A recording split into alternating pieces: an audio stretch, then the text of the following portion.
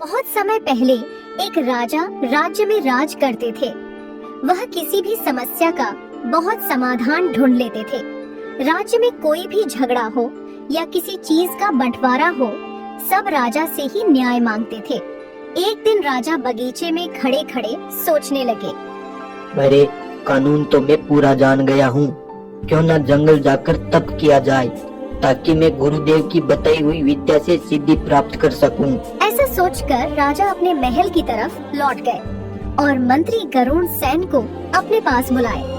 मंत्री जी, हम जंगल में तप करने जा रहे हैं, ताकि आने वाले संकट से हम राज्य को बचा सके। और मैं महल का सारा दायित्व आपको और महारानी को सौंपता हूँ। महाराज, आपका आदेश हमेशा सर आंखों पर। आप निर्भय होकर जंगल में जाइए और हमारे राज्य को आने वाले रोगों से बचाइए। पूरी राज्य की जिम्मेदारी मंत्री और रानी को सौंपकर राजा जंगल की ओर प्रस्थान कर चुका था। मंत्री धोखेबाज था। वह भी राजा के पीछे जंगल की तरफ चल दिया। राजा जंगल में पहुंचकर तप करने लगा। मंत्री भी उनको छिप छिप कर देख रहा था। ऐसे करते करते महीनों गुजर गए। राजा ने तप के माध्यम से बहुत सारी विद्या सीख ली थी। अरे, मुझे लगता है राजा का तप समाप्त हो गया है। अब राजा से पहले मुझे महल पहुंचना होगा। ऐसा बोलकर मंत्री गरुड़ वहां से चला जाता है। मंत्री गरुड़ महल पहुंचकर कुछ सेनापतियों को अपने साथ लेकर राजा को लाने के लिए वहां से निकल जाता है। राजा मंत्री और उनके महल के सेनापतियों को देखकर बहुत खुश हुए। मंत्री जी, हमारी तप विद्या समाप्त हो गई। चलो राज्य की ओर प्रस्थान करें। महाराज, हमें तो दिखाइए, आपने इतने महीनों में कौन सी विद्या सीखी है?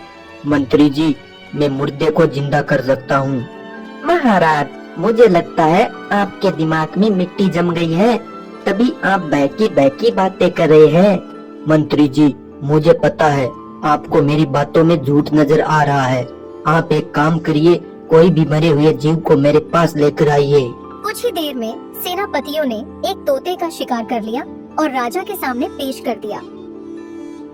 मंत्री जी, मैं अपने शरीर के प्राण निकालकर इस तोते में डालूंगा। ये तोता फिर से जिंदा हो जाएगा। राजा बेचारा सातिर मंत्री की बातों में आ गया और वो अपना शरीर छोड़कर तोते में घुस गया। तोता पुनः जिंदा हो गया। मंत्री को भी वह विद्या आती थी। वह अपना शरीर छोड़कर राजा के शरीर में घुस गया और खड़ा होकर हंसने लगा।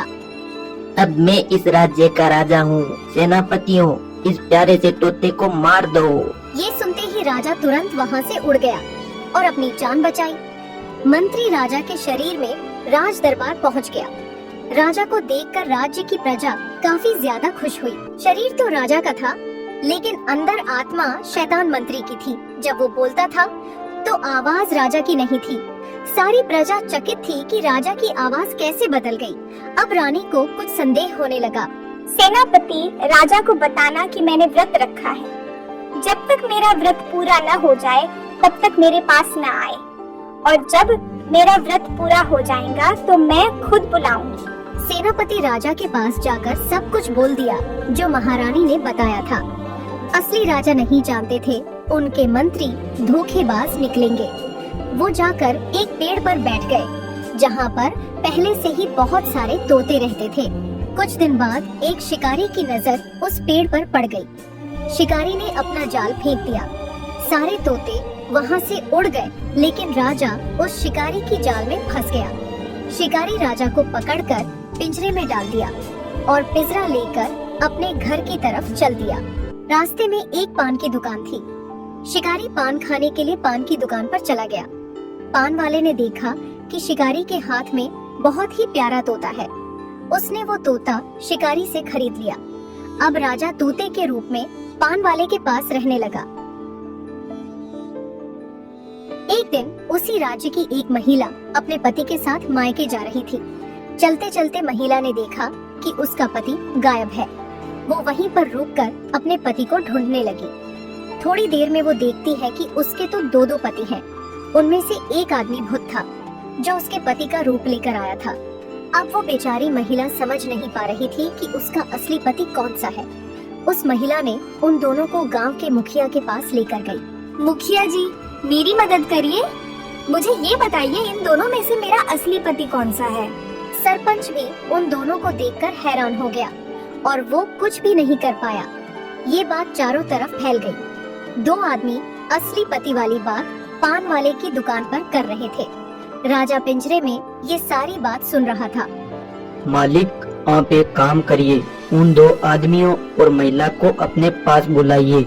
मैं बता दूंगा उनमें से उस महिला का असली पति कौन सा है। पान वाला तोते को लेकर उस महिला के पास गया। तुम दोनों खुद इस महिला के पति बता रहे हो, लेकिन असली पति वही है जो इस बोतल में घुस जाएगा। उनमें से जो भूत था तुरंत बोतल के अंदर घुस गया। मालिक, आप अब इस बोतल को बंद कर दीजिए। महिला तोते की चतुराई देखकर काफी ज्यादा खुश हुई और उस महिला के पति ने खुश होकर पान वाले को इनाम दिया। अब कहीं भी लड़ाई झगड़ा या किसी चीज का बंटवारा होता था, सारे लोग न्याय के लिए उस तोते के पास ही जाते थे। धीरे धीरे ये बात रानी के कानों तक पहुंच गई। रानी को तुरंत राजा की बात याद आ गई। अरे, ये तोता तो बिल्कुल राजा की तरह न्याय करता है। जरूर कुछ दाल में काला है। मुझे इस बात का पता लगाना ही होगा। फिर एक दिन रानी उस पान वाले को अपने महल में बुलाया।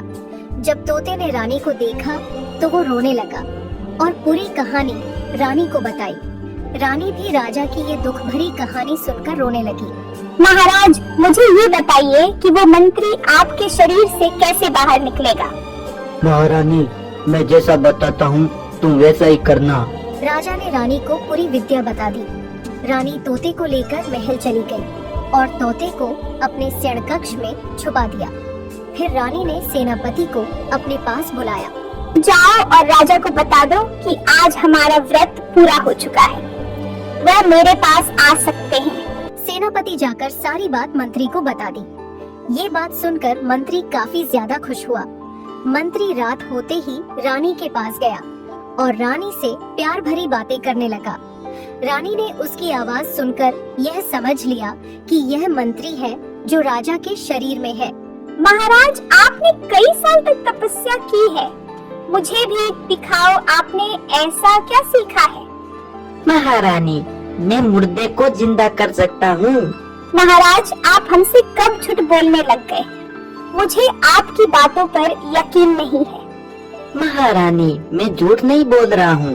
तुम मेरे पास कोई मुर्दा जीव लेकर आओ, मैं उस जीव को पुनः जीवित कर दूंगा। महाराज, मैंने सुना है हमारे राज्य का एक धोबी का गड्ढा मर गया है। आप उसको जिंदा करके दिखाओ, तब मैं मानूंगी। अगली सुबह रानी और मंत्री जो राजा के शरीर में था दोनों धोबी के पास आ गए। मंत्री मरे हुए गड्ढे को देखकर अपनी विद्या में अंतर ध्यान हो गया और कुछ ही देर में राजा के शरीर को छोड़कर गड्ढे के शरीर में प्रवेश कर गया। गड्ढा जिंदा हो गया। राजा को इसी पल का इंतजार था। राजा ने अपने शरीर को तोते से निकाला और तुरंत अपने शरीर में वापस घुस गया। मंत्री बेचारा रानी की चाल समझ नहीं पाया और गड्ढा ही बना रह गया। राजा ने धोबी को बोला कि इसे इतना काम करवाओ कि ये भूल जाए कि मैं भी किसी राजा का प्रिय मंत्री था। इधर राजा को पुनः अपना शरीर मिल गया था और वो राज दरबार में वैसे ही न्याय करने लगे जैसे तोते के शरीर में करते थे।